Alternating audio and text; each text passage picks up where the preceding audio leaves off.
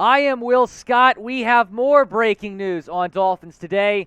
This morning, the Dolphins have released 11 more players. They are getting closer to finalizing the 53-man roster. And perhaps the most notable name that has been let go, maybe not a surprising move, but still the most notable name that has been let go this morning is wide receiver Preston Williams.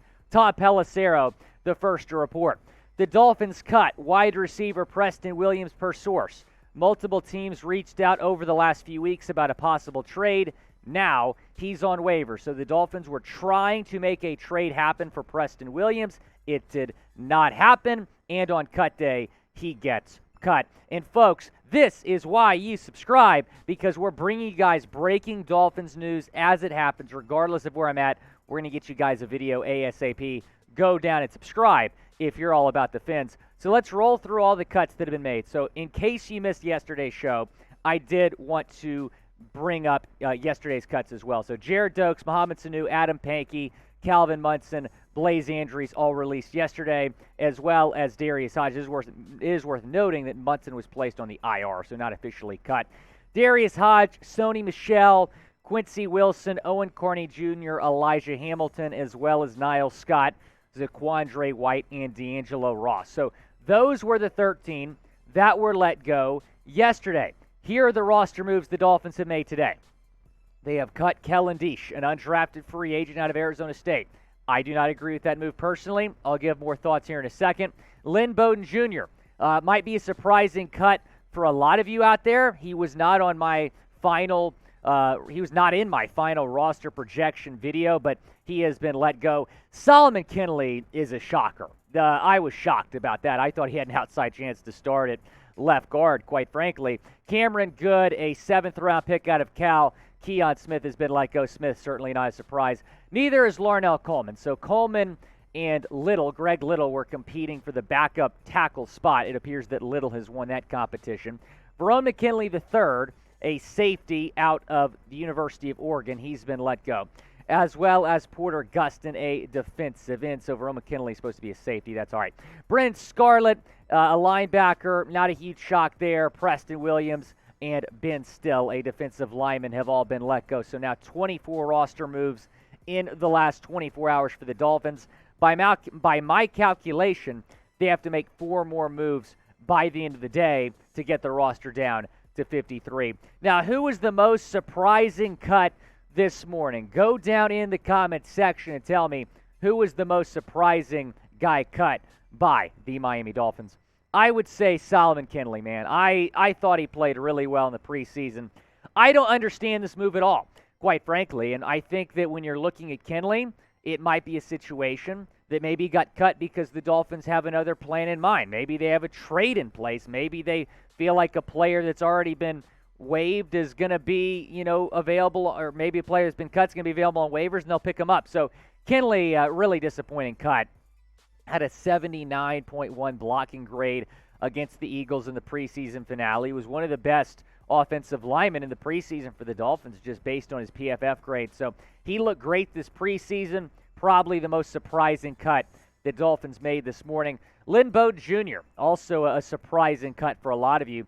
Had a solid preseason, and he showed some promise in his rookie season in 2020. Didn't play last year with an injury. Looked good this preseason, but just too much depth at that position. And it likely means, because Bowden got cut, that River Craycraft is going to make this football team. Again, the 53 has not been finalized. We're still waiting for some more moves. It is possible the Dolphins will opt to carry 5 wide receivers instead of 6.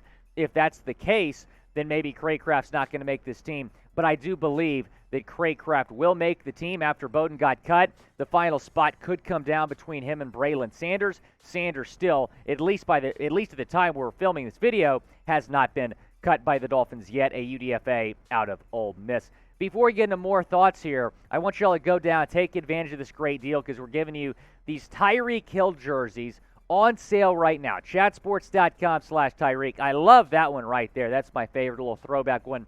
On sale for a limited time. I think that sale is going to last probably until maybe the next week or so. So go down and take advantage. Chatsports.com/Tyreek. Let's talk about Preston Williams, because that was another notable name that has been cut, and we've been talking about a potential Williams trade for weeks because early on in training camp, he was complaining on social media, saying that he wants opportunities, even took a shot at Mike McDaniel. And he didn't really do much in the preseason, had 3 receptions in the second preseason game. That was about it. And then he muffed a punt in the preseason finale against the Eagles. And when that happened, I'm like, yeah, this guy's done as a Dolphin. Barry Jackson reported that trade talks really never gained momentum with Williams, and they released him this morning, or at least notified him that he was going to get released. I was hoping for a trade. I was hoping that there would be enough interest in a trade because you could have gotten something in return for a guy that wasn't going to make the roster anyway. I've been telling you guys for weeks that Williams is not going to make this football team. Trade him before you cut him. Unfortunately, they could not find a trade partner. Williams has been let go this morning, one of 11 Dolphins players cut. Here's some other takeaways. Verone McKinley III should have made this football team. And I understand that he's a UDFA and there's a lot of depth on defense, but you should have found a way to keep Verone McKinley III. And at the time we're filming this video on Tuesday morning, Clayton Fagella is still a member of this football team. I would have kept McKinley over him. I thought Porter Gustin deserved a spot as well. And I'm not completely shocked that he got let go. And I figure that signing Trey Flowers really did not bode well for Gustin's chances to make this team as an edge rusher. They certainly have a lot of depth there as well, but Porter Gustin played well enough this preseason, I thought, to deserve a spot. I thought they were going to at least attempt to keep Cameron Goode. There's some depth at linebacker as well, so I thought Goode was going to make this team over Sam McGuavin and Brennan Scarlett. I love Goode's upside.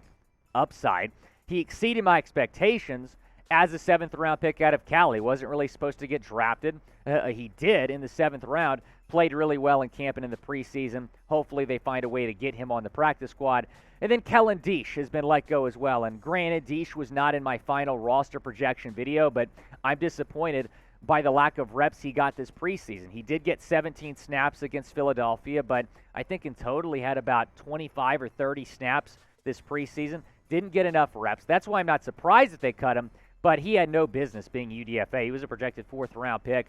He has a lot of upside, a lot of potential, and with the lack of depth you have on the offensive line, I would have really loved to see Diesch make this football team. And yes, there was a lot of good players released in the last 24 hours, but it's a good problem to have. This is the most loaded Dolphins roster we've seen in years. They have so much depth. So, yes, it's disappointing to see Bowden and Gustin and Diesch and Verone McKinley go, and yeah, some of those guys will probably be on the practice squad, at least Diesch and McKinley, UDFAs, if they clear waivers. So it's a good problem to have, having too many good football players. Barry Jackson reported this earlier because this is going to impact the roster moves today. Dolphins must bring Byron Jones off the PUP list by 4 o'clock p.m. Eastern Time, or he will need to miss the first 4 games. McDaniel has indicated he's optimistic about him being ready for the start of the season or very early in the season. Nothing has changed that. So, look, if Jones is not, activated by the end of the day, the Dolphins will probably cut one less guy. So that's certainly something to monitor as we take a look here at the updated cornerback depth chart. So Elijah Hamilton's still on this football team. Keon Crossan, in my opinion, is a lock. Byron Jones, Xavier Howard, Nick Needham going to be starting. Noah Benogany probably going to make this football team. And my goodness, Kader Kohou might be the only UDFA that makes this football team. A talent out of Division II Texas A&M Commerce. Barry Jackson said this yesterday. There is strong sentiment internally for the Dolphins to keep Kader Kohou on the 53. Promising young corner. Would be surprising if he's released at this point. And Kohou was actually in my final roster projection video. So I think he's going to make this football team, folks, especially after some of the moves the Dolphins have made today. So here's what's going to happen here. So the Dolphins, by my unofficial calculation, have to make 4 more moves here. So I think Byron Jones is going to be activated off the PUP list. Yeah, he might miss the first game or 2, but they can't afford to have him miss the first 4 games, nor do I think he's not going to be healthy enough to play the first 4. So Tanner Conner's probably going to get either released or put on IR. He's certainly a guy that's a practice squad candidate.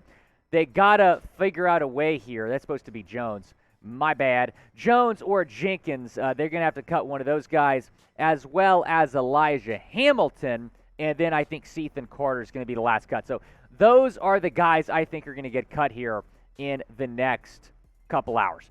Let me know, go down, who gets cut later today. Go down and predict it down in the comments section. Again, they have until 4 o'clock Eastern time to finalize the 53-man roster. Be sure to subscribe and turn on your notifications, because the second the 53-man roster is finalized, we're going to get you guys a video ASAP here on Dolphins Today.